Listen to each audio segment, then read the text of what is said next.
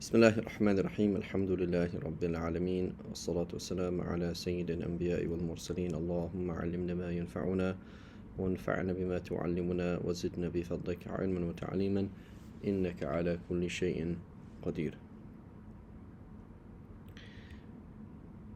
So on the topic of intimacy, there's a side topic which is homosexuality, and then a side topic which is transvestitism, transvestitism, however you pronounce the word, dressing as a female, or man dressing as a woman dressing as a man. So let's first talk about homosexuality. So Allah subhanahu wa ta'ala spells it out very, very clearly in the Quran, in the context of the people of Lut, Sodom and Gomorrah. Allah subhanahu wa ta'ala asks with the tawbih, with the blame, you lust after men instead of women, you are certainly transgressors, right? So this is something that is wrong. It's conceived something wrong. So it's important thing to understand is that psychology, here and then in these series I've quoted psychology today, probably not a very good source to quote, but psychology is continually changing, right? I mean, 100 years ago we would label homosexuality as a psychological disease, right? The fact that you're attracted to somebody of your same gender means you have a psychological problem, right? It's a problem. There's something wrong with you, right? Just like somebody who has like a fascination of what's it called, necro, or what it is, I can't remember now. Someone's like attracted to dead people, right? That's like it's something that's very, it's not a natural thing, and but I guess you can say natural is relative, right? What is natural or what is okay is relative, and to some extent there are certain things that are relative, but this is something that's not relative. This is something that Allah subhanahu wa ta'ala has said this is wrong, right? That this is wrong. To be an active homosexual, to act upon one's homosexual inclinations is a sin. To have homosexual inclinations means you have some issue with you, right? Is that part of Islamic creed to say that somebody who has homosexual or lesbian inclinations that they have a psychological problem? Maybe not, but the general idea that you will find in the Islamic tradition is that to label somebody like that they have something wrong with them and they should seek a means to help. And there are success stories of people who have been supported in a heterosexual relationship and to find their heterosexual side and find happiness in that. Allah subhanahu wa ta'ala also mentions and the men of his people who were used to do shameful deeds came to him rushing. He pleaded, "O people, here are my daughters for marriage. They are pure for you. So fear Allah and do not humiliate me by disrespecting my guests. Is there not even a single right-minded man among you?" Right? This is the picture of that you are all homosexuals. Is there not a single person among you that is sane? And the Prophet ﷺ, narrated by Imam Ahmad and others, he said, when you find two men committing sodomy, right, meaning penetration, then do to them, the hadith continues, describing that you would do basically the same thing that was done to somebody who commits adultery. So the same thing would apply in adultery. If somebody is married or has been married, then they're going to be stoned to death. And somebody who has not been married, then they would be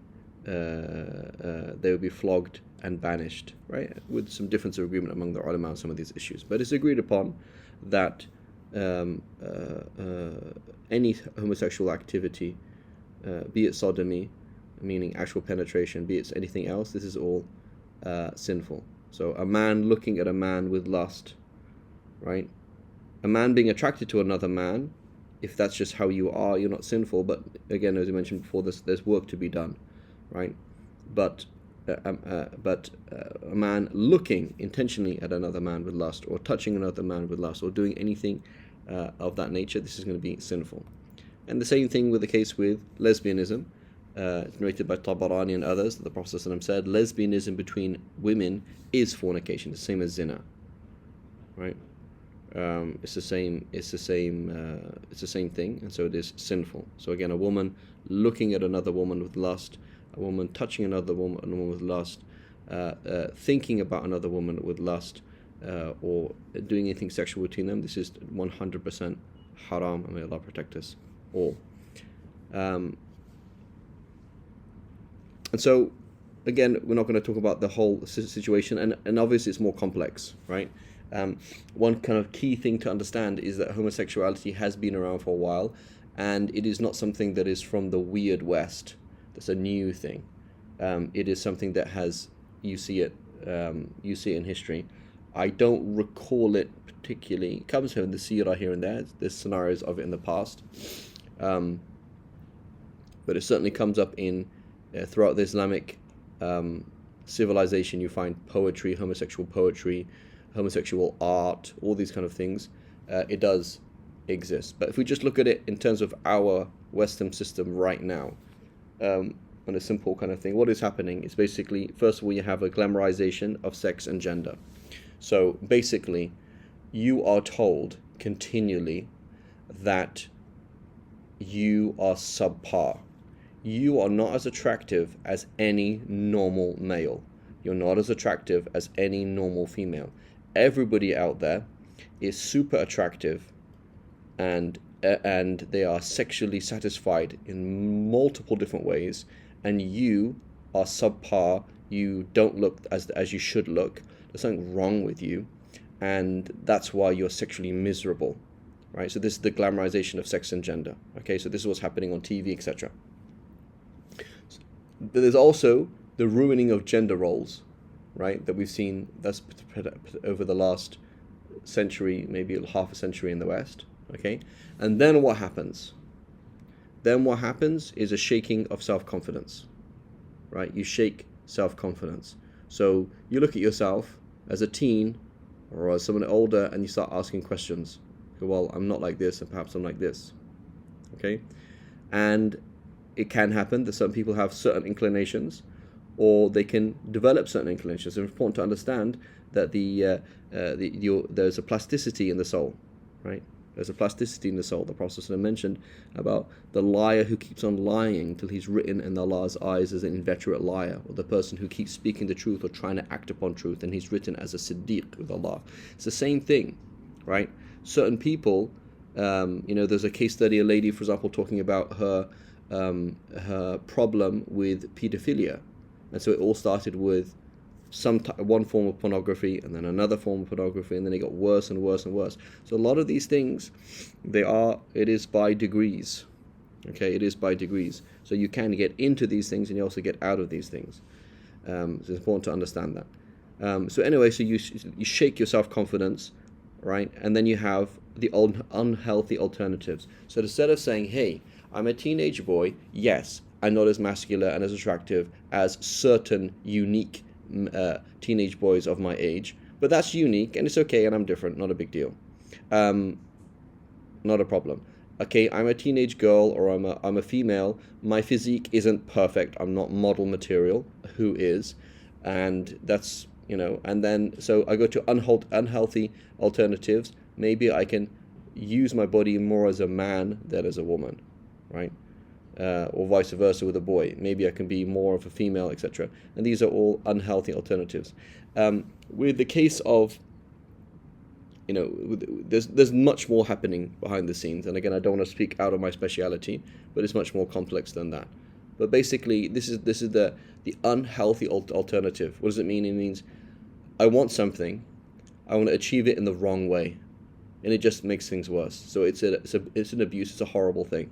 Right? Instead of telling somebody, don't do drugs, you're telling somebody, do drugs. That's what you're telling them.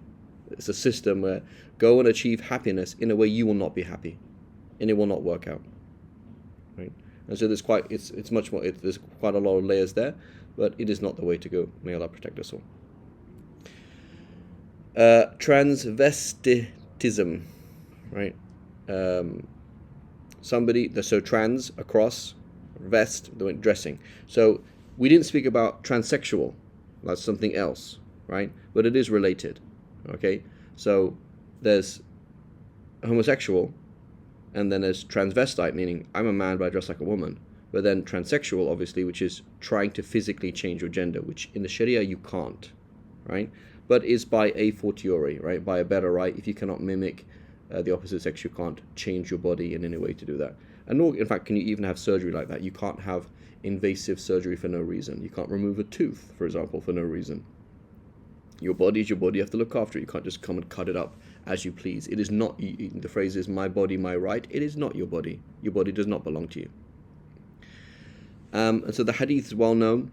Imam Ahmad and others narrate that the Prophet ﷺ cursed effeminate men who intentionally mimic women, and masculine women who intentionally mimic men. Right? So this is, notice the word intention. Right? So when we talk about transvestitism, the word in English is to do with the word vest, which means to do with clothes. Right? We're not just talking about clothes. We're talking about clothes, we're talking about demeanor, and we're talking about actions. Meaning dressing in a way that is idiosyncratic to women, unique to women.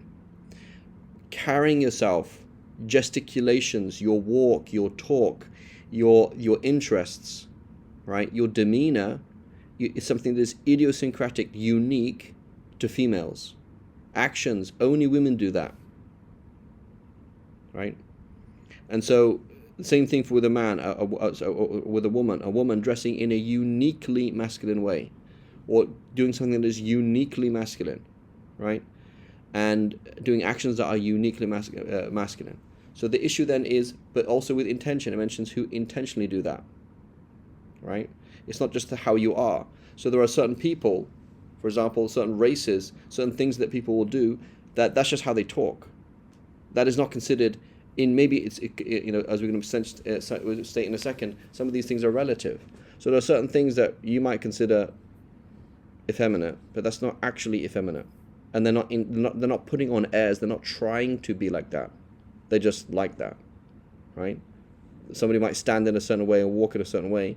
They might have a physique in a certain way, and what are they supposed to do about that? As opposed to somebody who was trying to do that, trying to make themselves dress, walk, talk, act like a female, or if they're a man, or vice versa.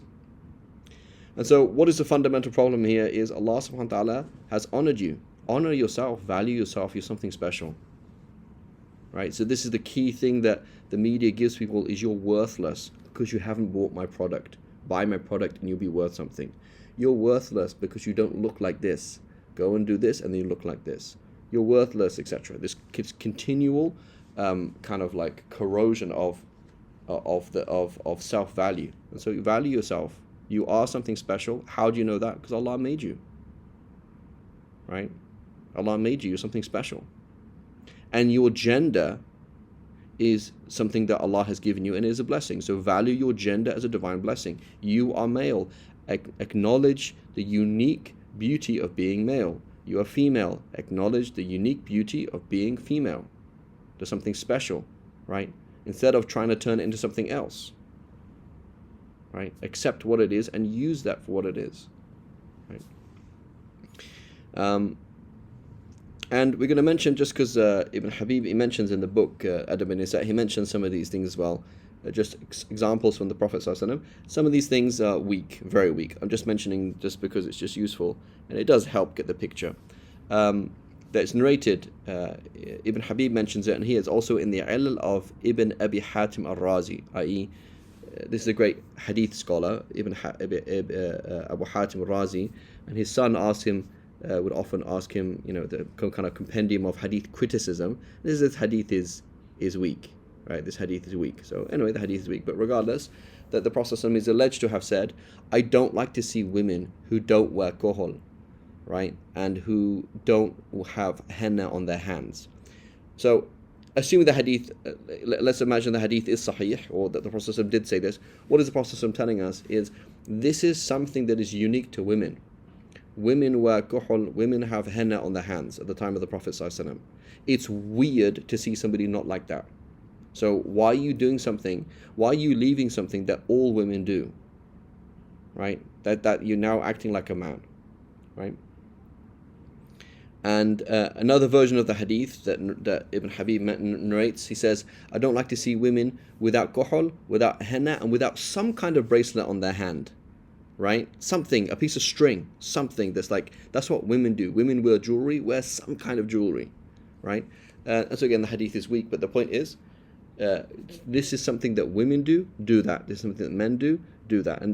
And where does this fit in? It helps create structure in society, right? And roles and clarity, something that is good and beautiful. Now, as I mentioned, there are things that are relative, right? So, a man wearing a thobe, again, if you're coming from England, isn't that like a man wearing a dress?